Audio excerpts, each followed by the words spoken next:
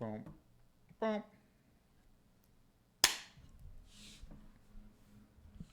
There you go. It's really hoofing it over there. So, That's how you know it's working. There we go. Hello and welcome to Might Be Awesome. My name is Sam Basher. I'm DJ Woldridge. And today we're going to be doing a review for Once Upon a Time in Hollywood. There's an ellipses in there. Don't miss the ellipses. You got to take a break for Hollywood. Yes, we were able to go see the premiere of this movie in Hollywood last night, and that was probably the fanciest thing I've ever been to. What about you? Yeah, same. Yeah. We were on top of the Roosevelt Hotel. It was amazing. I went and bought a fancier shirt for it. Did you? I did, You actually. did? Yeah, There I you did. go. Target, thank you so much. You really came through. But yes, we were able to go to the top of the Roosevelt Hotel. Then they kind of snuck us into the premiere. It was very cool. I just wanted to say that because I wanted to say a thank you to Sony because that was quite a treat. But yes, let's go ahead and hop into our spoiler-free review of this film. This is, of course, directed and written by Quentin Tarantino and stars Leo DiCaprio, Brad Pitt, Margot Robbie, Al Pacino, Timothy Olyphant, Luke Perry, Dakota Fanning, and basically everybody else, anyone you've wanted to be in a Tarantino movie that hasn't yet. It's probably in this film. Yeah. There's a lot of people. And your quickie synopsis, Quentin Tarantino's ninth feature film is a story that takes place in Los Angeles in 1969 at the height of hippie Hollywood. The two lead characters are Rick Dalton, Leo DiCaprio, former star of a Western TV series, and his longtime stunt double, Cliff Booth, Brad Pitt. Both are struggling to make it in a Hollywood they don't recognize anymore. But Rick has a very famous next-door neighbor, Sharon Tate. Now, this movie's hitting theaters on July 26, 2019. That is this Friday. It did premiere at Cannes, and I believe it was at South by Southwest.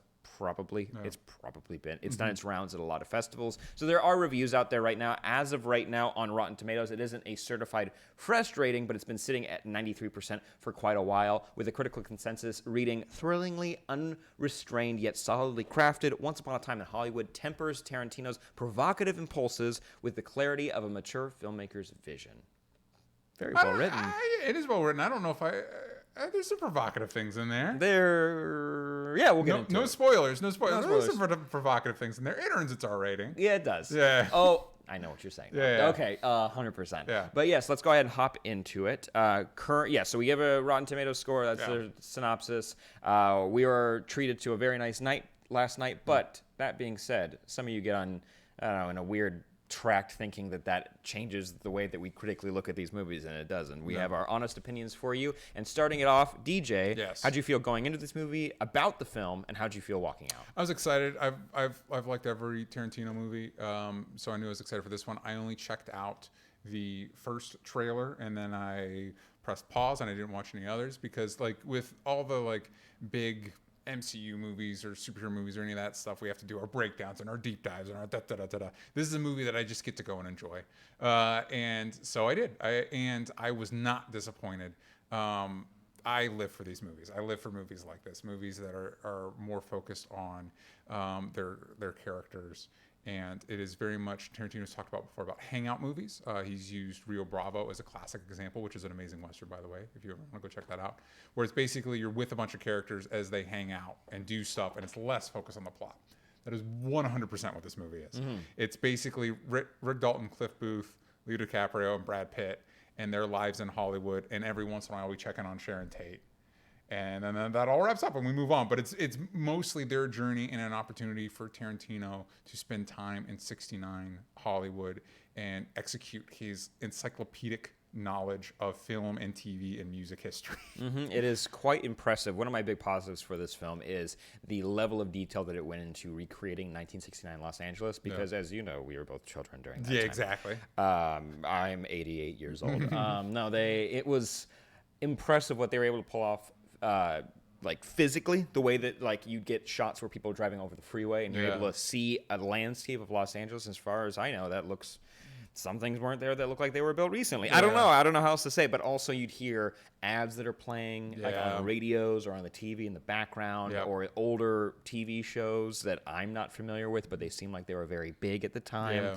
And all of that was unbelievably impressive. For me, I saw 2 trailers going into this, mainly because the second one played before a lot of films I would go see. So it's like, what are you supposed to do? No. Cover your eyes. I tried and just scream so I can't. They say hum and plug your ears. But no, screaming's way more effective. Yeah. That way everyone leaves you too. Exactly. It's a big distraction. That way no one else gets spoiled. So going into this film, I was excited, but at the same time, it's like I always have just a slight hesitation going into Tarantino films, which I think is unwarranted because I always end up enjoying them. So I Yeah. don't know why I go and being like, maybe this is the time. You know, everyone has Yeah. their runs, and occasionally you get a stinker with Yeah. some directors, but thus far that has not been the case for the Tarantino films I have seen. I've not seen all of them, but all of them that I've seen I've ended up enjoying. Yeah. So this film is one of those. It was, I will say, based on the second trailer and the kind of visuals of certain people you see during this time period and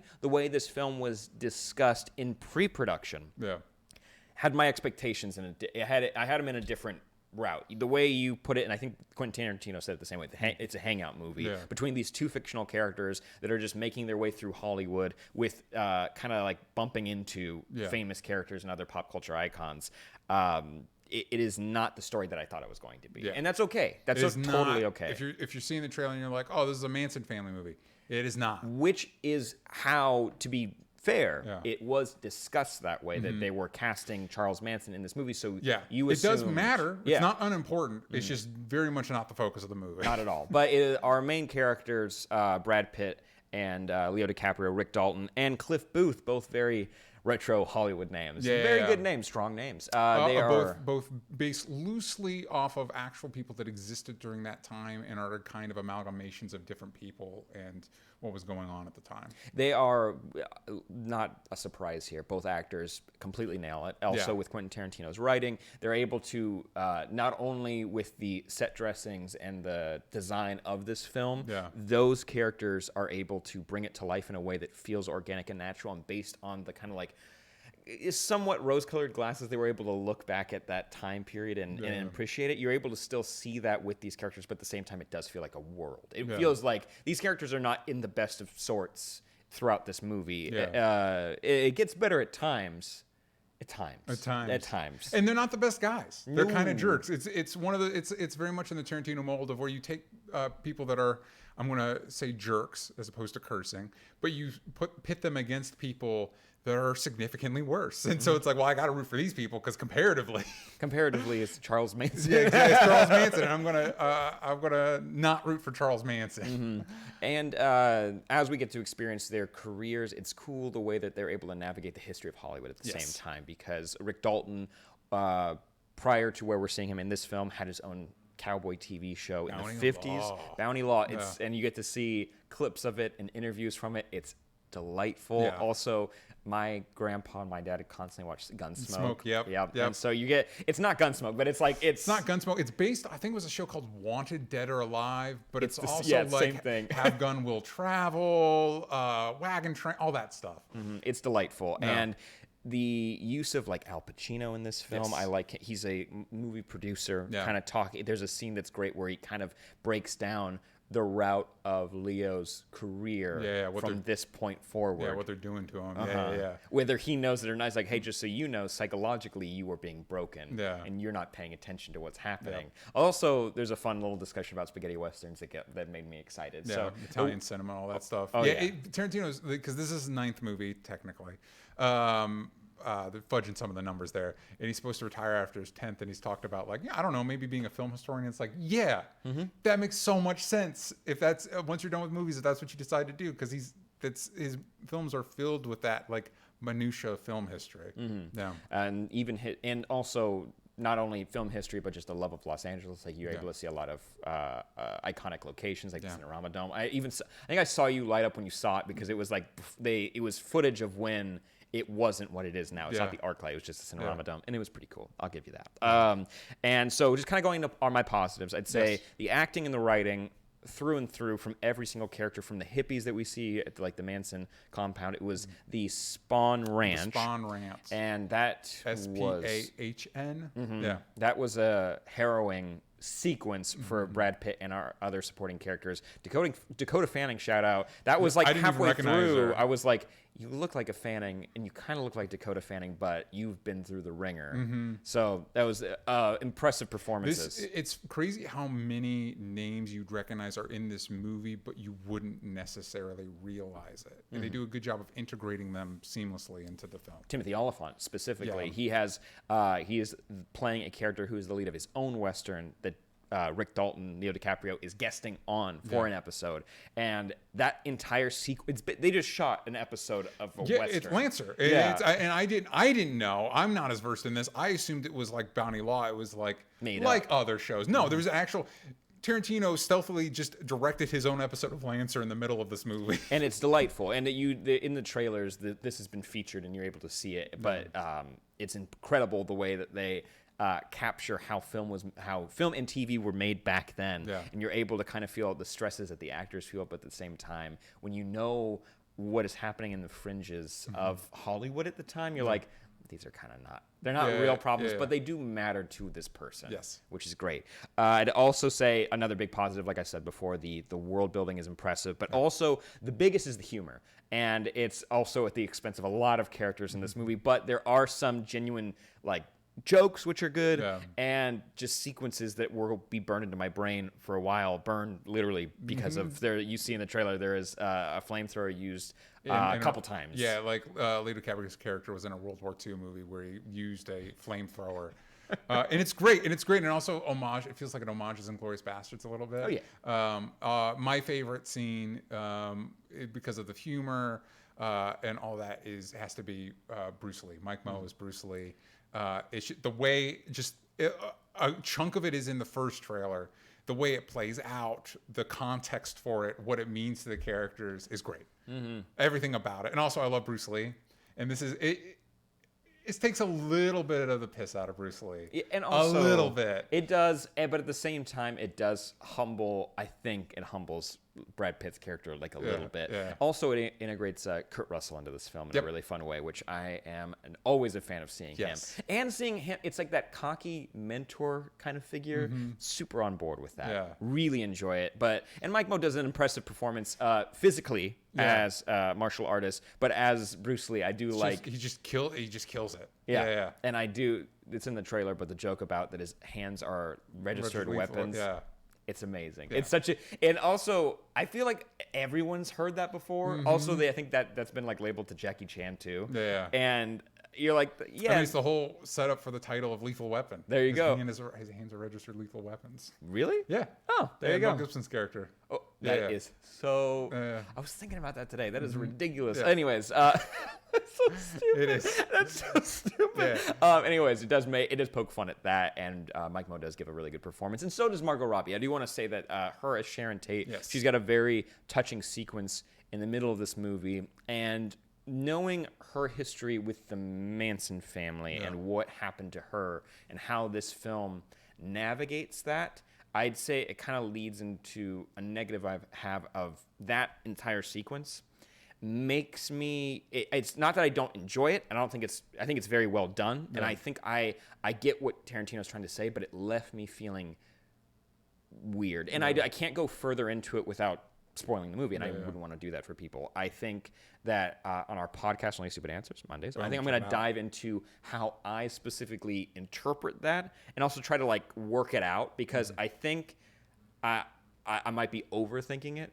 I'm getting a little into it. But my one other negative is that based on trailers and the use of showing, we see an actor who is playing Charlie Manson, I had an assumption that he would be playing somewhat of a bigger role in this film, and that just isn't the case, because we are mainly focusing on Cliff and Rick as friends and hanging out, and like we mentioned before, this is a hangout movie, and it's not necessarily a narratively driven film. There is a narrative, but it is not the same as like with Django. There's a very clear direction our characters are going. There are detours and there are twists and turns, but we do know by the end of it, this is what our character wants. And that's not quite the same. It's not exactly the same. And that doesn't mean it's a bad thing. I just had different expectations. This is more like Inglourious Bastards, where it kind of like it meanders a little bit, and especially if you're talking about the way it was advertised. Like, I remember I went in Inglourious Bastards thinking it was like a Dirty Dozen, like men on a mission, and that's chapter 2 of that movie, and then the movie has a different shape. I will say.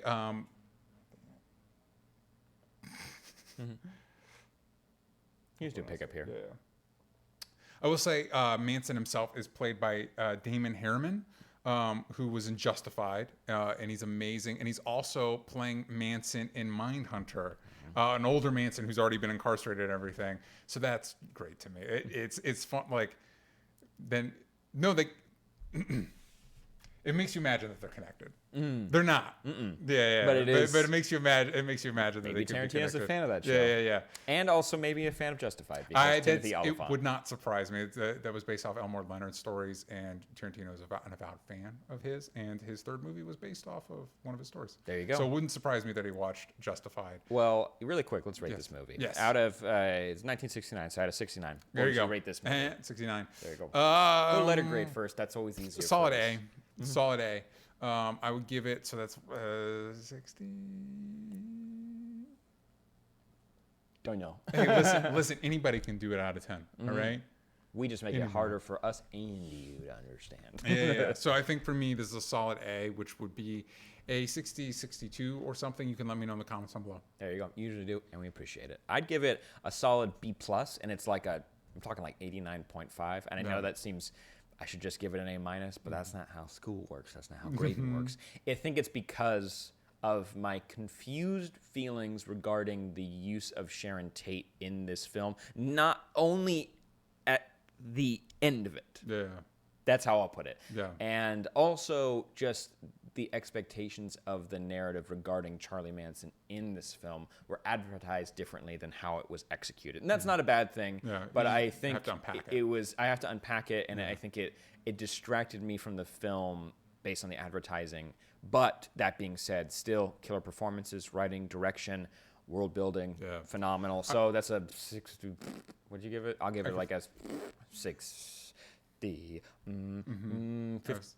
62. Okay, very well. I will say this about Sharon Tate. One thing I do like about that, for most of the movie, she's kind of like this, kind of like sprightly, like she's just around. She's like she represents like an idea of old Hollywood. But there is a moment where we get to see her be a person, and I liked that instead of just most of us who grew up after that primarily associate her with that she was murdered. And it was nice to have a movie focus on the fact that she had a life and she was around these people in Hollywood, and she was an actress, and she had aspirations and goals and stuff like that. So I do like that this movie focuses on aspects of the Manson stuff that is not the kind of like necessarily the trashy exploitation, everything about the murders, but more about the specificity and the minutia of how this occurred.